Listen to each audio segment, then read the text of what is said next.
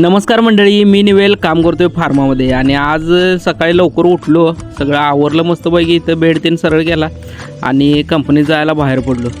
इथं महादेवाला पाया पडलो येऊन आणि आलो नाश्ता करायला. नाश्त्याला भावाने या बिस्किट आणि चहा दिलेला. चहा बिस्किट खाल्लं आणि गडबडीनं बाहेर पडलो. आज पण जरा वेळ झाला आहे बसला जायला. बस चुकायला नको म्हणून लवकर जाऊया म्हणलं स्टॉपवर येऊन थांबलो आणि इकडं बघितलं तर बस काय आली नव्हती. थोड्या वेळानं बस पण आली.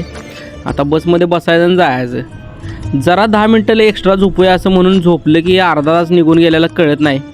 तसंच सगळं झालं. आज ट्रॅफिक कमी असल्यामुळं कंपनीत पण लवकर पोचलो आज आणि मोबाईल जमा केला आणि 5:30 वाजता परत मोबाईल घ्यायला गडबडीनं गेलतो मी, कारण मोबाईलशिवाय जमतच नाही हो आता कोणाला. अन्न, वस्त्र, निवारा आणि मोबाईल एक त्यात ॲड झाला आहे आता मूलभूत गरजांमध्ये. काय अवघड झाली, मोबाईलशिवाय कोणाला जमतच नाही. असं वेगवेगळ्या पद्धतीचं ज्ञान पाजळत मी गाडीत बसलेलो बसमध्ये आणि येऊन पोचलो इथं स्टॉपवर.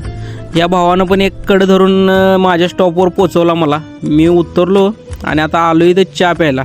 मस्तपैकी इथं नागेश्वरी पोहा स्पेशल त्याचा चहा पिला. एक घट्ट रबूट असा नव्हता चहा, पण घट्ट रबूट समजून पिला हो. आणि आलो रूमकडे इकडं. आता जरा मस्तपैकी फ्रेश व्हायचं आणि जायचं जेवायला. तेव्हा जेवायला मस्तपैकी जेवण होतं, जेवलो आणि आता जाऊन झोपणार. भेटू आपण नेक्स्ट ब्लॉगमध्ये. Good night.